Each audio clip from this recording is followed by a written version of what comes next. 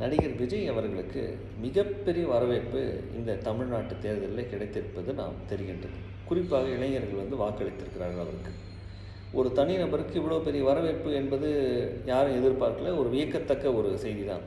அதே நேரத்திலே அந்த விஜய் ரசிகர்கள் விஜய் வெற்றி பெறவில்லை என்றால் நாங்கள் அப்படி செய்து கொள்வோம், இப்படி செய்து கொள்வோம் என்ற காணொளிகளை பதிவிடுகின்றனர். இதை பார்க்கும்போது வருத்தமாகவும் அச்சமாகவும் இருக்கின்றது. நீங்கள் உள்ளத்திலே பதிவு செய்ய வேண்டிய செய்தி என்னவென்றால், விஜய் அவர்களுக்கு வயது 50 தான். அவருக்கு அது தேர்தல் அரசியல் என்பதில் 50ங்கிறது ரொம்ப வயசு, சின்ன வயசு. நிறைய தேர்தலை சந்திக்கக்கூடிய வயசு.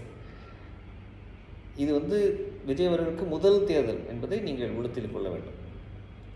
அது மட்டுமல்லாது விஜய் ரசிகர்கள், அதுவும் தீவிர ரசிகர்கள், உங்களை போல தீவிர ரசிகர்களுக்கு உங்களை நம்பி தான் அவர் தேர்தல் அரசியலுக்கு வந்திருக்கிறார். உங்களை போல் இருக்கவங்க அவருக்கு கூட இருப்பீங்க என்ற நம்பிக்கையில் தான் அவர் அரசியலுக்கே வந்திருக்கிறார்.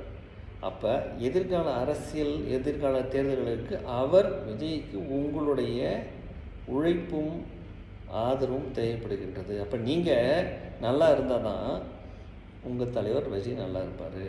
உங்கள் குடும்பமும் நீங்களும் நல்லா இருப்பீங்க. ஆனால் கண்டிப்பாக நீங்கள் இருந்தால் தான் விஜய் நல்லா இருக்க முடியும். அதனால் நீங்கள் அதை மனசில் வச்சுக்கணும்.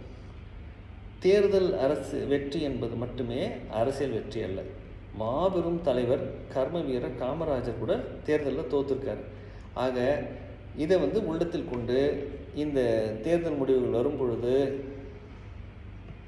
திரு விஜய் அவர்களுடைய எதிர்காலத்தை உள்ளத்தில் கொண்டு நீங்கள் அந்த தேர்தல் முடிவை ஒரு மனப்பக்குவத்தோடு எடுத்துக்கணும்னு நான் அன்போடு பணிவன்போடு கேட்டுக்கொள்கின்றேன்.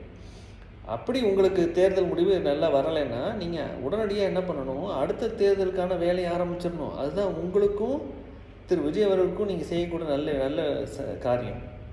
நன்றி, வணக்கம்.